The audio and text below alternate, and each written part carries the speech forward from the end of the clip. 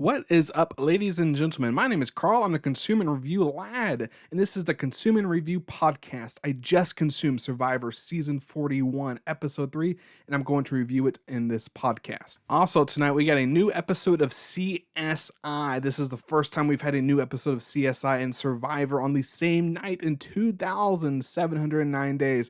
If you're a fan of Survivor, check out my review for it on whatever you're listening to this podcast. You'll have a CSI Vegas Season 1, Episode 1 review also. All right, we have a cold opening. We open up with the Yellow Tribe camp. Liana is upset about not making a big move and getting Xander out. That's pretty much what I took from that segment.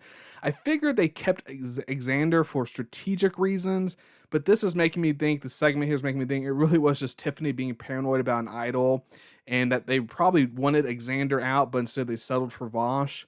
Anyway, she's tending to the fire. It's at night, and we, the viewers, see that there's a beware advantage next to the fire, but she doesn't see it. And it's not found until the morning when Tiffany gets up and she sees it and she grabs it, but she grabbed it in front of Ivy and Liana. And so she also kind of had to share it with them as well. If they did not see her grab it, she says she would not have shared it with them. She would have kept it a secret, but she had to share it with them since they caught her getting that. It's a beware advantage. You take it and you do what it says, or you just leave it. The advantage says the survivor must take a boat ride in the middle of the night to an island and make a decision. If they refuse to take the boat trip, they can't vote at their next tribal council. And really, since everyone besides Xander knows about it, and I mean, really, he probably doesn't even care, she won't really need to sneak out. Liana's upset that she didn't get it. She said it could be $1 million mistake, her missing that advantage. We go to the green camp. JD is doing impressions and everyone's laughing, but Brad, he's by himself in the camp, and he gets up to start working. He starts the fire. And while starting the fire, he finds the advantage, and he just straight up just reads it in camp. He doesn't run off and hide. He just reads it right in the middle of camp, but no one's there. And after he reads it, he buries it next to the shelter. We go to the blue camp. At the blue camp, Sydney is ratting out Nasir again. Supposedly last night, Nasir was talking to her and he was strategizing with her, and he said they need to target Danny. It'd be a huge blindside. It'd be a great person to vote out, and Deshaun will join them because he has no one. I mean, she's telling the whole tribe everything Nasir's telling her. Nasir's sitting off in the distance, kind of looking at them talking.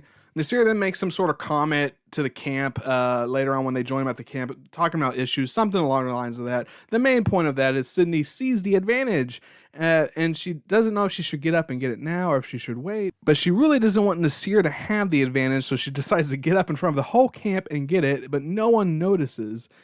And it's almost like, with this whole Nasir-Sydney debacle, it's almost like you can't strategize on this season of Survivor, because that's what he was doing. He was just trying to strategize. And it's also insane how Nasir went from, at one point being, last episode, the main point of the blue camp was, Nasir's great. We cannot live without Nasir. He's such a great addition to the camp. And now this episode's like, we don't need Nasir after all. We should get rid of him. He's going to break this camp apart. Meanwhile, you don't really see Nasir doing anything. You see him just helping out the camp, and then you see him strategizing with Sydney, and he's just becoming this main target again. He went from being a target because he was strategizing to, making a fire. Now we like him, to he's strategizing, we should probably get rid of him again. I'm really not sure what's going on with the blue camp in the blue tribe with Nasir, but now he's back to being a target. We go back to the green camp. Everyone is idol hunting, and they pretty much think someone has the idol. Well, Brad ended up finding the idol. He found the idol advantage, and he immediately told Jeannie, his alliance member. And then Shan was still looking for it, so he felt bad for Shan, and he told Shan that he found it. He also told Shan about his beware advantage he found earlier, and Shan is very happy that Brad trusts her, that she's so high on Brad's game, almost like his number one. She really likes that he told her these advantages, and she didn't share these advantages with Ricardo or JD in this episode, so it looks like that trust and that alliance could be a real thing. It's nighttime, and we see a montage of the three camps trying to sneak out to go on the boat. Brad ends up making this fake body where he sleeps to make it look like he's sleeping. Sydney just straight up walks out of camp, just walks out. No big setting anything up. Tiffany walks out. While she walks out, she's talking to the camera. She doesn't really have to hide that she's leaving. At the island, the three survivors, they greet each other. The decision they need to make is they can select to give their tribe a tarp or select to still a vote. If all three select to get the tarp, they get a tarp. If all three select to still a vote, all of them lose their vote at the next tribal council. If someone selects tarp and the other selects still a vote, the tarp people get nothing and the still a vote gets their advantage, which is to still a vote. One thing I'm noticing about this weekly segment where they're sending tribe or survivors to an island is this kind of a neat little way of these survivors can mingle and mangle with people in the other tribes and kind of have like a little secret, like a little inner knowledge of, yeah, we were on this island together. This is what we did. We kind of know who has an advantage, who doesn't have an advantage. It's just an interesting thing that they get to know each other, these select few survivors. And maybe when the tribes merge and the tribe swaps, maybe this will play a bigger role in who aligns with who when it comes to the merge, when it comes to the tribe swap. You already have this connection with these certain survivors from the other tribes, and maybe you can use that connection to really help you pull off some blind sides or be able to stay in the game. Anyways, when it comes to what decision they should make, I kind of thought they would just pick the tarp. It seems like the safest bet. The tribes would be happy. They would be happy they have a tarp. They could be looked in a more positive light, but instead they really want this advantage. And Sydney pretty much says, well, Tiffany, you can't lose your vote because, you only have so many tribe mates there. So you'll probably go for the tarp. And Tiffany said, no, I can lose my vote. And Sydney, I guess, looked like she couldn't lose her vote. Brad really wanted to still a vote. And I'm really surprised they didn't just pick the tarp to get some goodwill. But, they came to play hard. They want to play the game. They want to get these advantages. 26-day survivor. This is like day 5 or 6. So, we're really deep into the, almost a quarter of the way into the season. So when it comes time to make decisions, Brad, he stills a vote. Sydney says she can't risk her vote, which I really don't know why she said that. First off, her tribe hasn't been to tribal council yet. I feel like she's in a majority alliance from what we've seen. She keeps, painting a target on Nasir. So she seems fine. It seems like Nasir would probably be the one that gets voted off the island if they do go to tribal council. And again, there's so many, she has 6 survivors still on her tribe that we might not need her vote that much, but for whatever reason, she selects a tarp. She doesn't want to lose her vote.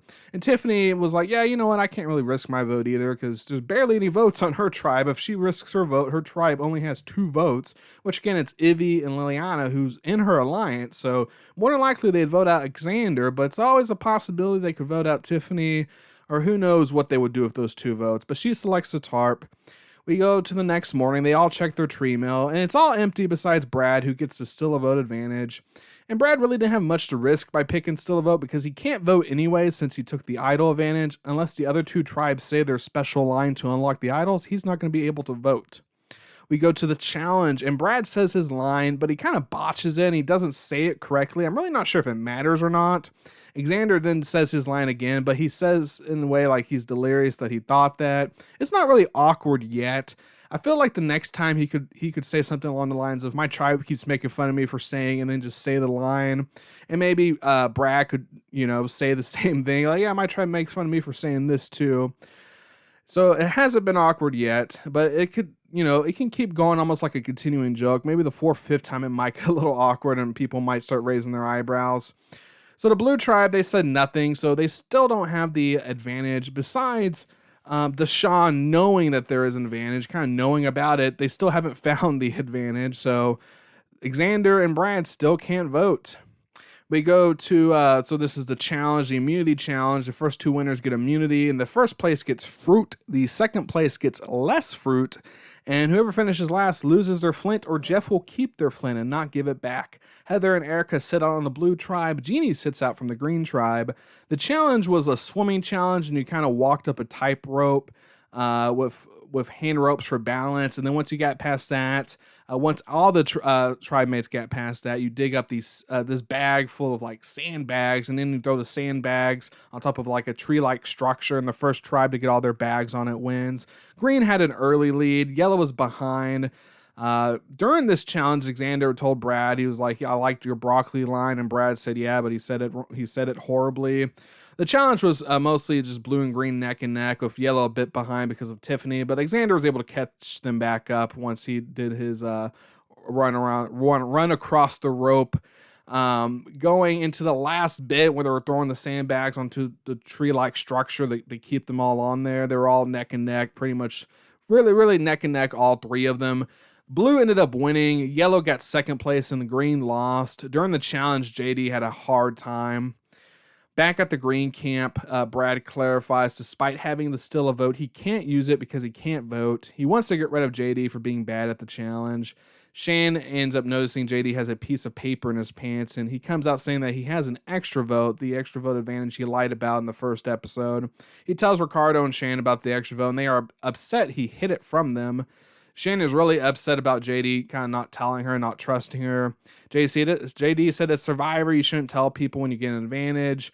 He also said it's worse that she found out instead of him just coming clean, so he apologizes, and he actually hands her the advantage to hold on to show his trust.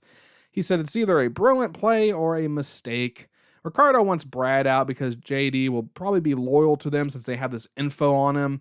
Shan is conflicted because, Brad did tell her in advance about his advantages while JD hid it from her, so it looks like Brad maybe trusts her a little bit more than JD. And I'm really surprised that Jeannie and Ricardo just never come up on the chopping block. It's really between Brad or JD, or Jeannie, Ricardo, or Shan. No one really talks about voting them out. Shan really seems to be in control of this alliance here, playing both sides. It's between like Ricardo and JD and Jeannie and Brad. But you figure Jeannie and Ricardo, they're kind of the other side of this two split alliances. And, Jeannie did vote, send Ricardo a vote at the first tribal council. But their names aren't on the chopping block. It's either Brad or JD. And at the tribal council, Jeff talks about tribe strength or personal alliance as decisions on who to vote out. Ricardo says it's personal alliance, it's not tribe strength that he's focusing on. Ricardo and Jeannie, they have kind of like a little conflicted moment here because, like I said, Jeannie wrote his name down last time. JD talks about trust. JD talks about being a huge Survivor fan. The tribe goes to vote. It's 3-1. Brad got voted out. Jeannie is blindsided by the decision. There goes the idol advantage. There goes the still a vote. Really not sure what happens to the idol advantage now. Does it get re-hidden, which most likely it will? Or is Xander going to have to be allowed to never vote in this game? Or since he said the line, are we just going to move past it and wait for Blue to find it? I'm really not sure. Maybe they'll clarify that next episode. There's a lot of these advantages and there's rules that I feel like this season, you kind of leave the episode like, well, how can they play that? What can they do here? What's the actual rules on this? Sometimes they clarify, like Brad saying that he can't still a vote because he can't vote. So not sure what's going to happen with this idol advantage. And I think Shan maybe should have stuck with Brad because he had advantages and he trusted her enough to tell her while JD didn't. And Shan, Brad, and Jeannie, they could have been a good alliance, but she's really tight with Ricardo. I'm not really sure why. I don't think we've seen a reason why. And now she's pretty much made that decision of being with Ricardo and JD. And if JD goes home, she does have his additional vote. Because remember, JD gave her the additional vote to hold on to. And it would have been a huge Survivor move to take that additional vote and just write his name and send him packing, send him home. And now she has the additional vote that she can use. Like I said, I'm assuming she can use it. I'm not really sure of the rules, but I'm assuming if you give someone an advantage and you vote them out, you can use that advantage down the line. And she also knows about Brad's advantages. And come merge time or come a tribe swap, if she's in an alliance or she's with Brad, they could use those tools to really work the game and really get them advanced in a merge or in a tribe swap situation. But instead, she voted out Brad. She voted out those two advantages. She knows JD's extra vote, which she'll probably hand back to JD, and she's with Ricardo. So that's really what they're working with. Jeannie's on the outs in this green tribe. So she's definitely, if they go back to tribal council next week, she's probably going to be the one going home. On the yellow tribe, I'm guessing it's still Xander. It sounds like they still want Xander out, and Nasir seems to be the biggest target on the blue tribe. So let's get into the GOAT of the week and the BOAT of the week. So like I said, the GOAT of the week is the worst player of the week. The BOAT of the week is the best player of the week. The GOAT of the week this week is JD. Being bad at challenges and, getting caught with the advantage, like he got caught just walking with it, sticking out of his pants, just almost careless. It's just bad moves. You can maybe make an argument that if he didn't get caught, maybe he ends up going home because getting him caught kind of makes it sound like Ricardo wanted to keep him once he knew about the advantage. and maybe he would have sent JD home regardless. We're really not sure. We really didn't get that message delivered in the edit if JD was a target or not before he got caught with the advantage.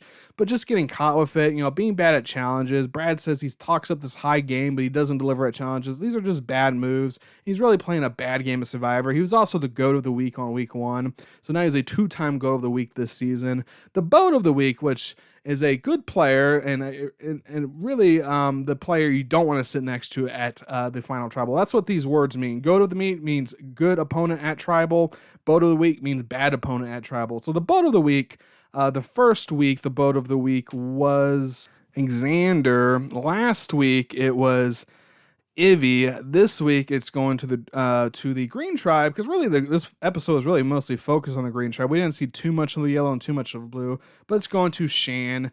She is the BOAT of the week. She made a strategic decision and got out Brad. I'm not sure if it's the best for her game, but it was a big move on her part, a big thing to put on her Survivor resume. She was also able to get JD to confess about the advantage. And people trust her with information. Brad came out, he trusted her with information. JD trusts her to hold the advantage, and she's doing a very good job playing both sides going into this tribal. She won't be able to do that next tribal since she's clearly picked a side, but she's been able to play this Green Tribe so good so far, and really is able to show that she has a social game to get people to trust her, to give people to give up advantage information, and even just give her the advantage. So she is the BOAT of the week this week. Anyways, that was my review of Survivor Season 41, Episode 3. I'd love to know what you think. Tweet me at consume_review. If you're watching this on YouTube, leave a comment down below. If you're watching this on YouTube and you enjoyed the podcast, please click the like button. If you didn't, please subscribe. You might enjoy a future podcast. Anyways, my name is Carl. I'm the Consumer Review Lad, and this has been the Consumer Review for Survivor Season 41, Episode 3. Peace out.